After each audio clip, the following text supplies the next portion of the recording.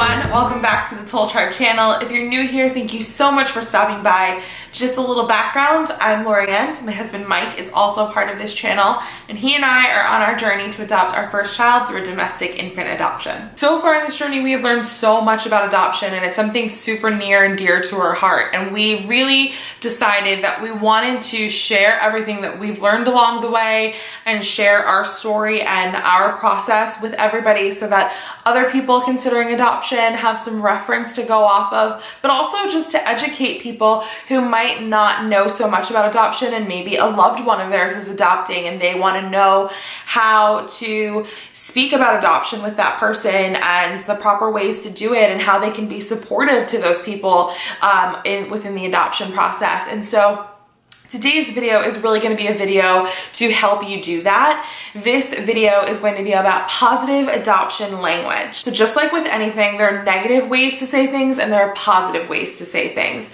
And in the adoption world, it's really important to be using positive adoption language because there's a lot of feelings and emotions involved in this process, and you want to make sure that you're not upsetting or hurting anybody or offending anybody, especially a child that is an adoptee. You want to make sure that you're using proper language to not offend adoptive parents or birth parents. And so I just wanted to share some positive adoption language that we've learned and that we use ourselves. We've had so many conversations with people who mean really well and are trying to talk to us about adoption, and they don't really know the positive language and they use a lot of the negative terms. And I don't take it personally because, again, I know that this is something that just a lot of people don't know, and that's part of the reason I want to make the video, because I think the more we speak about these things and educate each other, the less awkward it is and the more people know how to handle these situations. So an example of negative adoption language is if somebody were to say give up or gave away. So if somebody's saying, oh yes, she's giving away her child. No, she's not giving away her child. She is making an adoption plan. So an adoption plan, making an adoption plan, that is a positive way to say giving away or gave up. One of the most commonly used negative terms in adoption is put up. A lot of people say, oh, the child was put up for adoption, or the child will be put up for adoption. That is negative, and there's actually like a whole historical reason for why, and we learned it in our adoption classes. It has to do with kind of the beginning of adoption and how it worked in this nation. Foster children, or like children their parents couldn't, take care of them or whatever, the state would take them and put them on a train, and they were literally put up on a platform and almost like auctioned off in a way. People would be like, yeah, I want that one. So that's where the term put up for adoption comes from. That's super negative. The proper way to say that would be to say they were placed for adoption. The mother is not putting them up, she is placing them with another family to be adopted.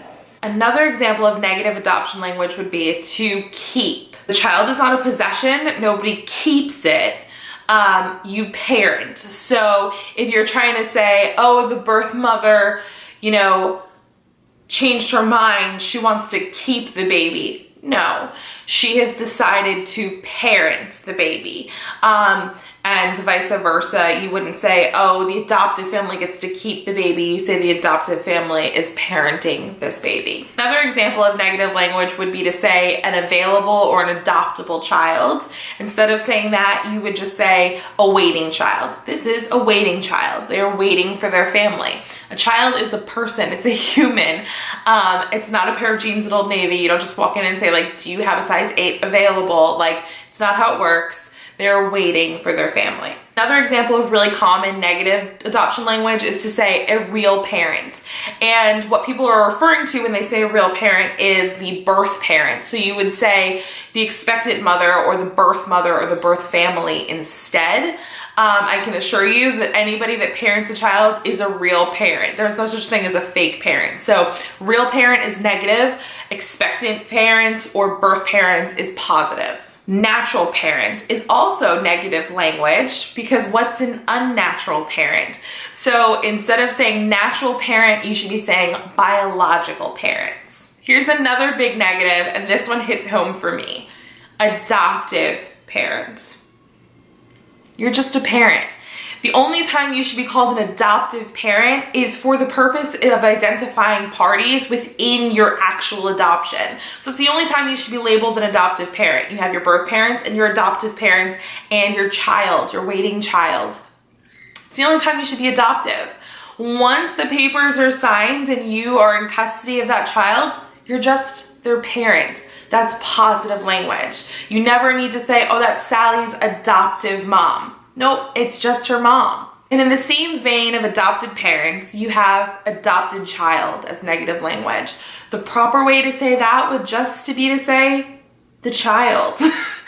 A child never needs to be referred to as adopted or an adoptive child. Just like you would never refer to one of your children as your biological children. You would just refer to them as your son or your daughter. So there's no need to say your adopted son or your adopted child. It would never happen. So no adoptive parent is going to call their child an adopted child, and you shouldn't either. You should just say, that's Bill and Susan's child. Those are just a few examples that touch upon adoption. I know there's tons more that touch upon the fostering community and the fostering to adopt community that pertain to maybe talk about termination of biological parents' rights and things like that. If you have any more negative adoption language and the positives that kind of go with them, please leave them below in the comments to educate other people. I certainly don't know everything. I would love to hear from you, and I'm sure other people would as well. If you enjoyed this video, please give us a thumbs up. It really helps out our channel. If you haven't already, please subscribe. Join our journey and our family as we move forward to adopt our first child through domestic infant adoption. We would love to have you. Until next time, guys, bye.